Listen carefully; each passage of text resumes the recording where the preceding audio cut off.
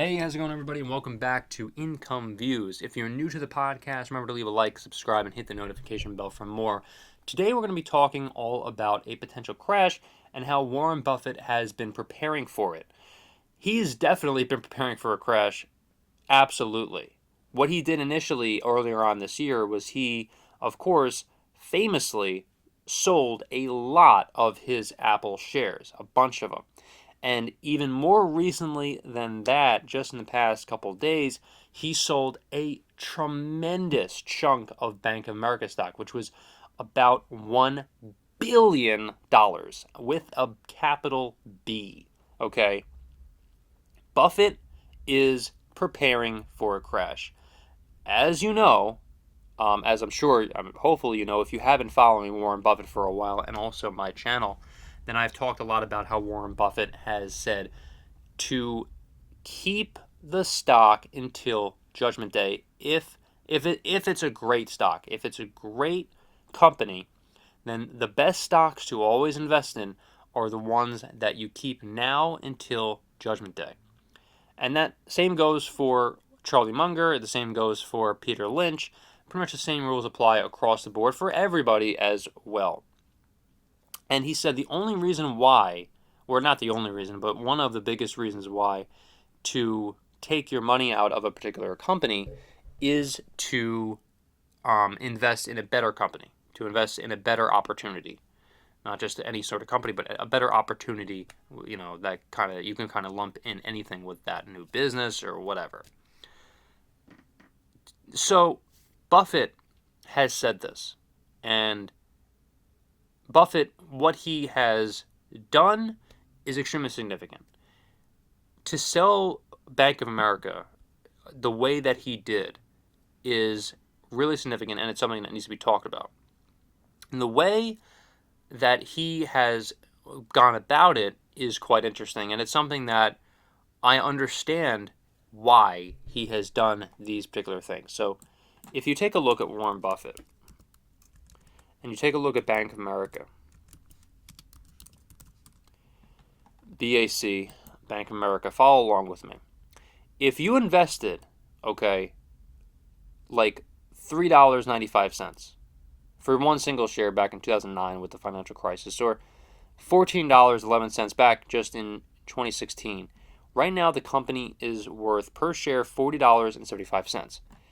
Buffett is a genius in the way he invests because he invests in companies that are phenomenal companies, but he waits all the way until the company is worth, a very significant amount of money, and then he could either keep that and just collect dividends as he has in the past, or he can sell off his shares and make a ridiculous amount of money by holding them for 10, 15, 20, 25, 50 years after he initially bought them.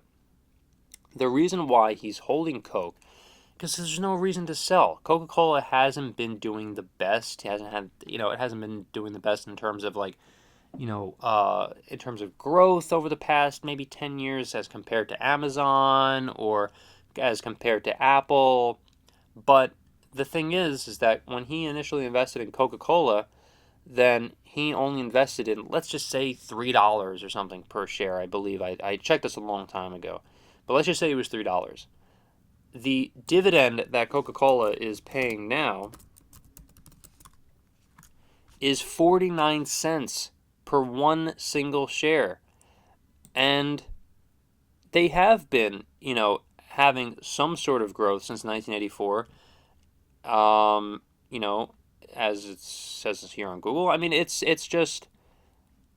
So yeah, there has been some sort of growth in terms of the stock itself. And sure, yeah, from 2023, December 8, 2023, it was $58.61 per share, and now they're up to $72.47 at an annual dividend yield of 2.68%. And he's just either reinvesting that into Coca-Cola, or he's putting that money that he gets in those dividends into other companies, such as possibly Apple, or he's just holding it in cash.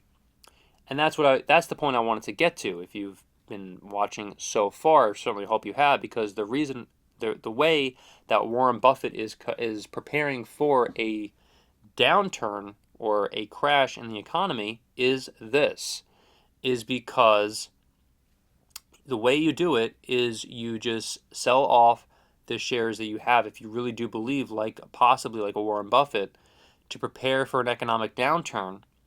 This could either be a crash or a complete economic downturn altogether.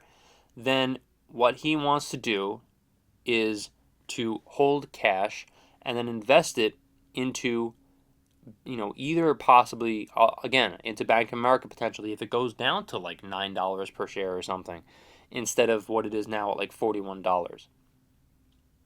Or to invest into another company, regardless of what that is. Maybe he likes NVIDIA. Maybe he's been doing a bunch of research about NVIDIA. Maybe he likes certain companies like Apple. Maybe he likes other companies, such as that in the long run, during an economic downturn, of course.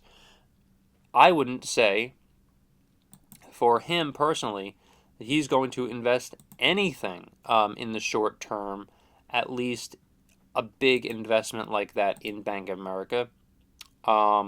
Unless it's an opportunity that he really feels like it's a very significant opportunity for him to invest in certain companies, like, I don't know, really any sort of company that does well in an economic downturn.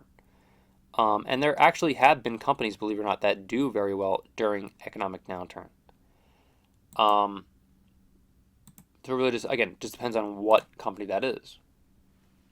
Off the top of my head, I really can't name any, but there are companies. I mean, I could, but like taking a look at like certain trash removal companies, like Waste Management, they do okay. I think McDonald's actually has a pretty good track record of that in the past. I don't know about at the moment of what could happen there because of all the controversy and all the craziness that has been surrounding that particular company. But you get the idea. And so, remember, if you like this video, that's basically, that's basically what you do. You basically hold you basically hold your money into, possibly a CD. You get the, or a money market account or whatever, and you just basically hold cash. And you also make money by holding cash as well into a CD or a money market account as well. You get a certain percentage whether you're investing in Vanguard or you have money in Fidelity as well. And then when you keep on building wealth, when you keep on doing it that way, then you could also invest in companies in the long run, like when there is an economic downturn, and that is where your significant profits lie. Your significant profits aren't going to lie, in my opinion, when the economy is doing ridiculously well in short-term trading. I mean, you'll probably, if you do well and you do your research, you'll make okay money for sure doing day trading. But to make serious cash, like serious money, then that happens over time in the course of, let's just say, 3 to 5 years during an economic downturn, and obviously beyond that too. I mean, obviously it's going to be like a 10-year, 20-year investment potentially also. Like that could happen as well. Just depends on what you're investing in. So anyway, if you liked this video, remember to leave a like, comment, subscribe, and hit the notification bell for more. Thank you so much, everybody, for watching this video. I really hope you got something out of it, and I will see you hopefully in the next one.